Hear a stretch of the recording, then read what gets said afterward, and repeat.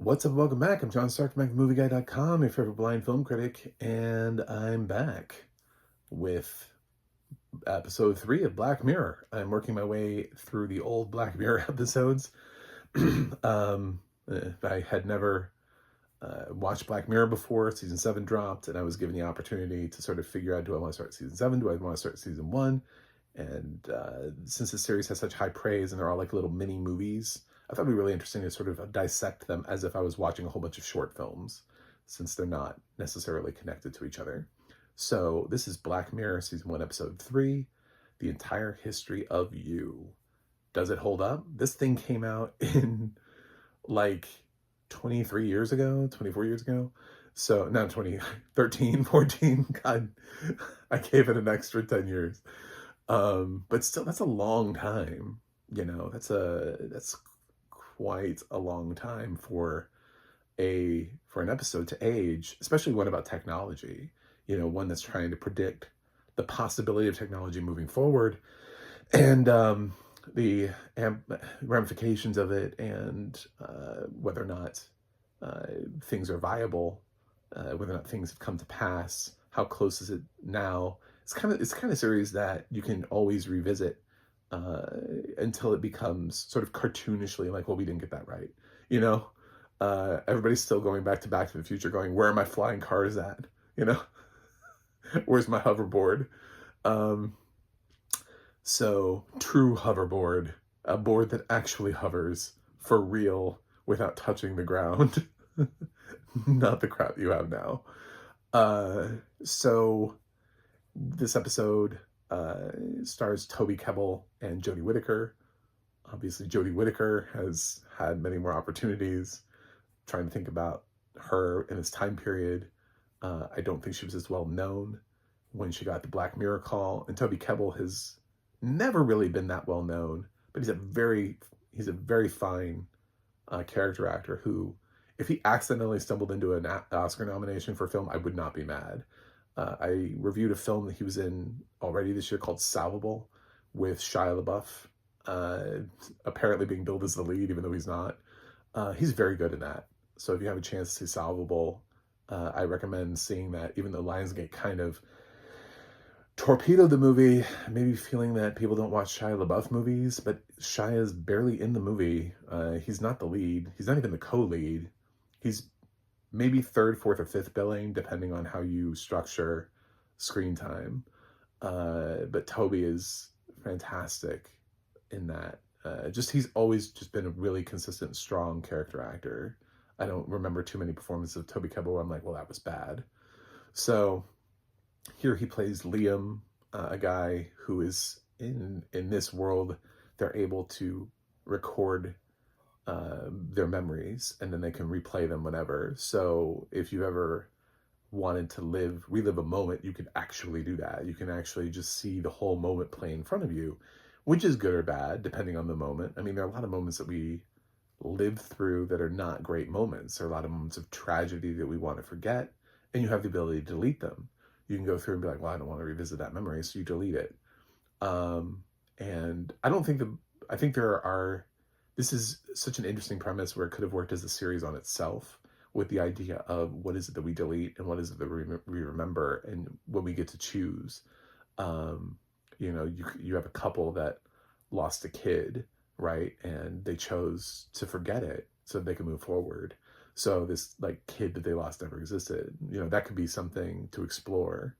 Here they explore it through relationships and sort of the obsessiveness of reliving moments over and over, and reliving sort of these singular things that people say and how they say it, the right inflection, and analyzing it and going over and over it and obsessing over like somebody's reaction to something.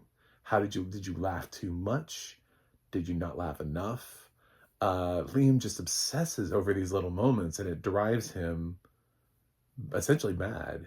He has sort of almost like a break with reality, similar to like The Shining almost, where he gets so lost in the weeds of the minutia of his memory that he ends up having to sacrifice everything like his whole life by the end of this. And it starts off as something that's very sort of like troublesome and problematic. And you can kind of see the possibilities of where this could go. And it ends in a place where uh, I think, he ends up sort of realizing that this whole concept, so he removes the chip that has already collapsed his life by that point, that he's allowed to collapse his life so that he doesn't have access to memories anymore. And because he can't really, obviously can't be trusted with it. So maybe there are some people who can, but not everybody. It's like one of those things where it's like with a technological advancement, what could you do? We talk about AI all the time, and it's like there are some things that AI could do and probably should do that would be great and super helpful. There are other things that AI shouldn't do and are probably dangerous to start employing and structuring AI around. So uh, that's the same thing here. There's some people who just a personality type and just should not allow them to revisit moments. He starts off in this job interview where he's in an interview and the guy says, I think it's we I loved how it was phrased too, because it was so asinine when he phrased it. I picked up on it before he started reviewing it. I was like, wow, that's a really clever asshole way of saying that. He's like, we'd like to look forward to meeting you again. It's like, you'd like to look forward? Does it mean you don't look forward? Like, it's something like that, where there's an extra word that's thrown in there that changes the whole meaning of it. Instead of we look forward to seeing you again, it's like we'd like to look forward. I'm like, wow, that's sort of like a backhanded, but he says it sort of like genially with a smile, right? And so that leads Liam to obsess over the same thing that we all heard. The audience heard it. We were like, it's a weird way to say that. Yeah. Um, so, uh, yeah, it's the start of this thing, and then he has this old friend over, and this, I don't know, like not real dinner party type thing, and uh it, it sort of gets in this conversation with his wife Fee, and it shows sort of like the absurdity of to the extent to which they use the memories. Like instead of actually having sex, they watch the memory of them having sex, which is kind of funny. But well, this was the one time where we got it perfect, and we'll never be able to ever achieve this again. So why ever try? Uh, Done. So yeah, it's so kind of it's different than having porn. It's not cheating either. I mean, they're watching the same thing. So there's nothing. It's an interesting sort of flip on what that could mean. I still think, as much as I like this and I like what this thing is having to say, I think there's more to be explored here. I think it explored it in sort of an interesting way of taking somebody who already has an obsessive nature and um, choosing to erase it. And sure, we've seen it. We've seen this kind of concept of memory and revisiting it and seeing it through movies like Eternal Sunshine of the Spotless Mind have dabbled in this sort of thing. But I think there's a more meaningful way of going through and talking about, like, if you revisit a moment, what do you revisit? If you, which is why I think in and of itself, I think this concept would make for a great series. I think just a world in which everybody can relive their memories or not relive their memories, and could erase a memory. And then you could have, like I said, you could have somebody in a family where they had loss, where they suffered a loss. And then one person erases the existence of a person. Maybe the other person doesn't want to do that. So then one person remembers that somebody exists and the other person doesn't even remember that they exist. Like, to that person, it just was never there. So, uh, and then trying to go through a grieving process. It's such an interesting concept that it can be explored and pushed in so many different ways and shaped. I think Toby does an excellent job of Liam in capturing the obsessive nature around being able to look at your memories, and literally seeing the exactness of them. And instead of trying to remember what was, be like reliving your dreams. Some people can remember their dreams to different levels. For me, like I remember a little bit when I wake up. I remember sort of what the dream was about. And then because it wasn't a real memory, my brain isn't working to create like a permanency for it. So unless I make an active uh, decision to try to remember, like I had a great idea for a movie or something like that. So I'm trying to like, oh my God, I have to think about that dream was amazing. It was about this. I have to write that down. Um, yeah, it's gone because it's not necessary. Your brain doesn't need it.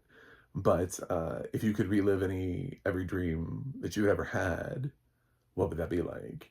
So this is very intriguing. I like this a lot. I liked it a little bit more than I think it's aged better too, because there still is a possibility of this ever actually happening. I think the weird sort of like the last one with Daniel Kaluuya that I watched, that's with the getting on the treadmills and powering energy to, and we don't know, and basing everything around like a singing talent competition. When we don't really do that anymore, that part kind of like that felt very of the time, but they kind of gambled that we would still be doing singing talent competitions at the same.